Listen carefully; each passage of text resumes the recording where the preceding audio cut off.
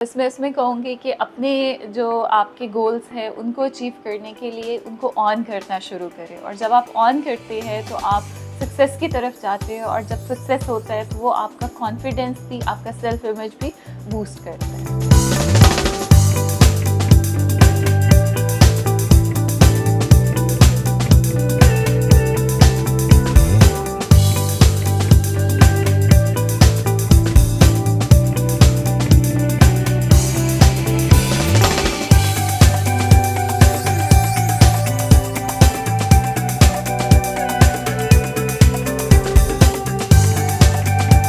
अस्सलाम वालेकुम everyone, welcome to our new podcast हम और आप विद PNY।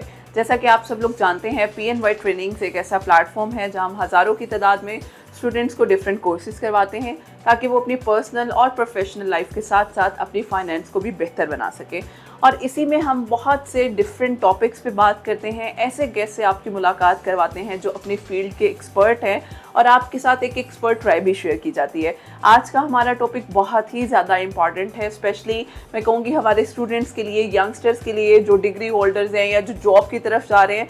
हमारे यहाँ एक सबसे बड़ा अलमिया जो है, हम कॉन्फिडेंस हमारे अंदर बहुत ज़्यादा लैक कर जाता है। बचपन में कुछ ऐसे हादसात या हमारी ग्रूमिंग उस तरह से नहीं हुई होती, तो हमारा जो कॉन्फिडेंस का एक लेवल है वो इतना कम हो जाता है कि हम किसी के सामने बात नहीं कर पाते। तो जब हम किसी के सामने बात नहीं कर पाते, हम अपने डिसीजंस भी नहीं ले पाते, उसके लिए भी हमें दूसरों पे डिपेंडेंट होना पड़ता है। तो इसके पीछे क्या वजूहात हैं और किस तरह से हम अपने बच्चों को या इटसेल्फ खुद यंगस्टर्स अपने अंदर सेल्फ कॉन्फिडेंस को बिल्डअप कर सकते हैं, इन सब चीज़ों पर बात करेंगे। हमारे साथ जो गेस्ट मौजूद हैं मैं उनका तारुफ करवाती चलूँ। मिस आमना इफ्तिखार मौजूद हैं जो कि क्लिनिकल साइकोलॉजिस्ट हैं और माशाल्लाह इतना एक्सपीरियंस है उनका, तो आइए उनकी राय जानते हैं हमारे आज के इस टॉपिक पे। अस्सलाम वालेकुम, कैसी हैं? वालेकुम अस्सलाम, मैं बिल्कुल ठीक हूँ Afiya, and thank you so much to invite, ताकि हम जो हमारी सबसे इम्पॉर्टेंट जनरेशन है वो हमारी यूथ है। एग्जैक्टली। और हम उन टॉपिक्स पे बात करें और उनको गाइड करें जिससे उनका फ्यूचर और उनके डिसीजंस जो है वो ज़्यादा वो आसानी के साथ आगे बढ़। बिल्कुल।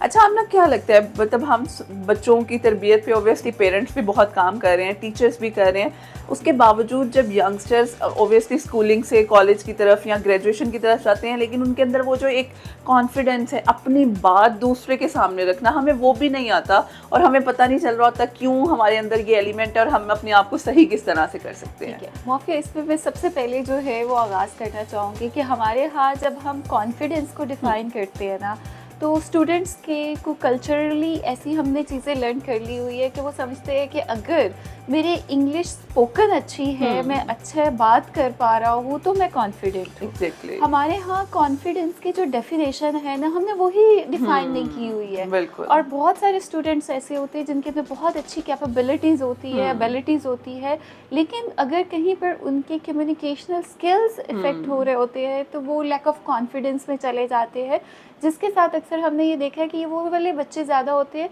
जो हाइपर सेंसिटिव हो जाते हैं, ओवर थिंकिंग में चले जाते हैं। जब वो चीज़ों को हर एक को नेगेटिवली इवैल्यूएट करना शुरू करते हैं ना, तो उनका कॉन्फिडेंस फिर ऑटोमेटिकली लो होना शुरू हो जाता है।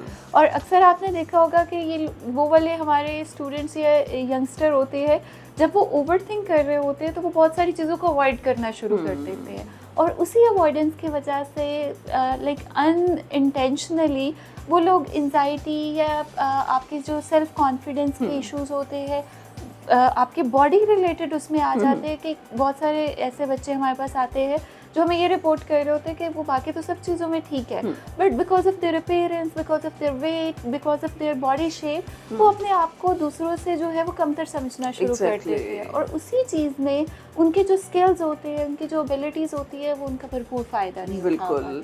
और इसी वजह से मुझे लगता है वो फिर हमारे अंदर एक कंपैरिजन भी आ जाता है कि शायद हम किसी से आगे नहीं निकल सकते, हमारे अंदर यही फ्लोज है और ये हमेशा रहेंगे।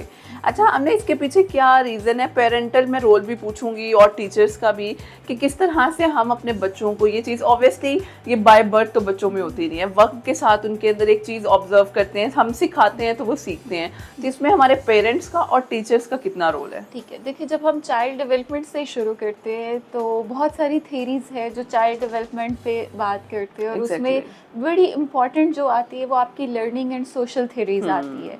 कि एक बच्चा जब एक घर में होता है तो जो सबसे पहले, जैसे हम रिलीजियस पॉइंट ऑफ व्यू से भी देखें तो हमें कहा गया है कि माँ की गोद जो है वो पहली दर्सगाह होती है। बिल्कुल। तो अगर एक घर के माहौल से उसको इंकरेजमेंट मिलती है, उसको लाइक रीइंफोर्स किया जाता है, उसकी अगर वो कोई छोटी गलतियाँ भी करते हैं, क्योंकि बच्चे गलती से ही सीखते हैं, आप ट्रायल एरर से ही आगे बढ़ते हैं।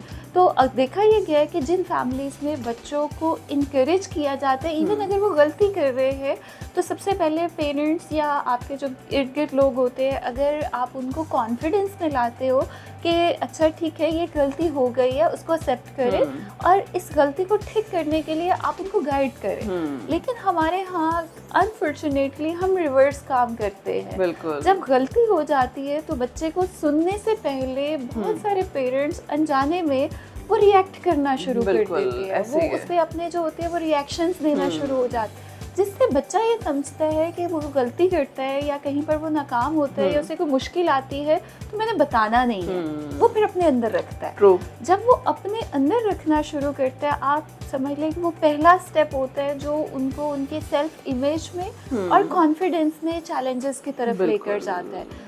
या वो बच्चा घर के बजाय वो अपने किसी दोस्तों के साथ या अपने ही सोशल ग्रुप में जो होता है वो बात शेयर करता है, और आप अंदाज़ा करो कि एक अगर 10 साल का बच्चा है और वो जाके अपने 10 साल के एज के बच्चे से बात करेगा तो वो उसी एज का उसको मशवरा देंगे, वो उसी तरह से उसको हैंडल करेंगे। ऐसे ही है। जिसमें बच्चे नेगेटिव कोपिंग सीखते हैं। Exactly. और वो नेगेटिव कोपिंग अक्सर औकात अवॉइडेंस में होती है, आइसोलेशन में होती है, या बच्चे इन मैनी केसेस वो बिल्कुल नेगेटिव बिहेवियर्स की तरफ, डिसरप्टिव बिहेवियर्स की तरफ जो होते हैं वो चले जाते हैं।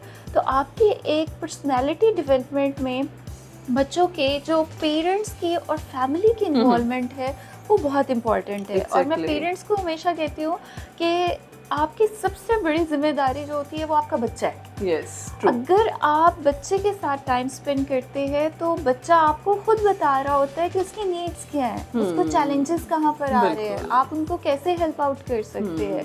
तो बीइंग पेरेंट्स आपकी पहली जिम्मेदारी ये होती है कि आपने बच्चों की पर्सनालिटी को डेवलप करना है, उनकी एक पर्सनालिटी को ग्रूम करना है। और जब आप पेरेंटिंग में अच्छा टाइम देते हो तो उन बच्चों की पर्सनालिटी डिफरेंट होती है, वो कॉन्फिडेंट होते हैं, और उनको अगर कोई मसला आता है तो वो सबसे पहले पेरेंट्स के पास आते हैं, बिकॉज उनके अंदर वो कॉन्फिडेंस होता है कि हमें सुना जाए। एग्जैक्टली। तो आई जस्ट वांट के कुछ ऐसी टिप्स या स्ट्रेटजीज जो हमारे बच्चे सुन रहे हैं आप उनके साथ शेयर करें ताकि हम लोग भी इस चीज़ से इस्तेफादा हासिल कर सकें। इसमें मैं पहली चीज़ कहूँगी जो मैं हमेशा कहती हूँ कि अपने आप से पहली जो आपका कॉन्फिडेंस होता है प्यार करना शुरू करें, सेल्फ लव की तरफ जाए। देखिए आप एक डिफरेंट इंडिविजुअल है और आप जैसा कोई नहीं हो सकता, आपसे बेहतर हो सकता है, आपसे कमतर हो सकता है, लेकिन आप जैसा कोई नहीं हो सकता। तो आपके सेल्फ कॉन्फिडेंस को बिल्ड करने की पहली चीज़ आती है उसमें आपने अपने आप को अप्रिशिएट करना शुरू करना है।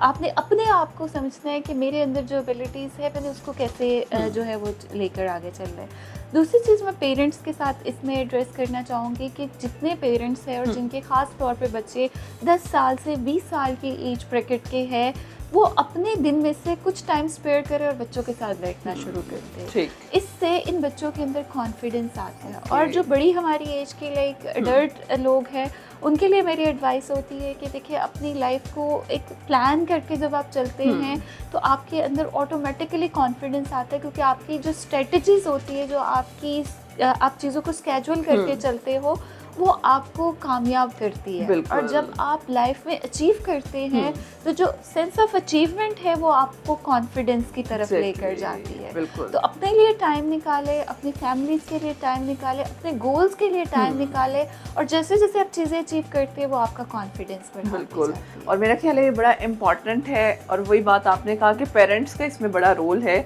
अगर वही बात है पेरेंटल सपोर्ट हमें मिले तो काफ़ी हद तक हमारा कॉन्फिडेंस वहीं से बिल्ड हो जाता है कि at least someone is here for me to buck up or to appreciate, ताकि मैं अपने आप को खुद तो कर रहा हूँ लेकिन समटाइम्स हमें, बल्कि मोस्ट ऑफ द टाइम हमें होता है कि हमें कोई दूसरा भी अप्रिशिएट करे, हमारे बिलव वन है, पेरेंट्स हैं, स्पाउस हैं, ताकि हम अपने आप को बेहतर तरीके से कर सकें। तो मेरा ख्याल है it's really important and need of this hour कि हम अपने आप को और अपने बच्चों को कॉन्फिडेंट लेकर चलें, और कॉन्फिडेंस के साथ साथ डिसीजन मेकिंग। अच्छा, यहाँ पे हमने एक आखिरी सवाल मेरे से आपका है कि मुझे ये बताएं कि डिसीजन मेकिंग में समटाइम्स बच्चा एक सही डिसीजन ले रहा है, लेकिन उसके घर वाले या उस पर जो सुपीरियर हैं वो ना चाहते हुए भी ना उस बच्चे को लेट डाउन करते हैं। अब वो वहीं कंफ्यूज हो जाता है कि शायद मैं डिसीजन ही गलत ले रहा हूँ। तो इसमें मेरा ख्याल है हम सबको क्या करने की ज़रूरत है कि अगर कोई इंसान डिसीजन ले रहा है, चलो एक दफ़ा गलती करेगा, दूसरा तो इस पर हमें क्या करना चाहिए? देखिए, इसमें दो चीज़ें बहुत इंपॉर्टेंट है। एक तो रीइंफोर्समेंट, अगर आपका बच्चा कुछ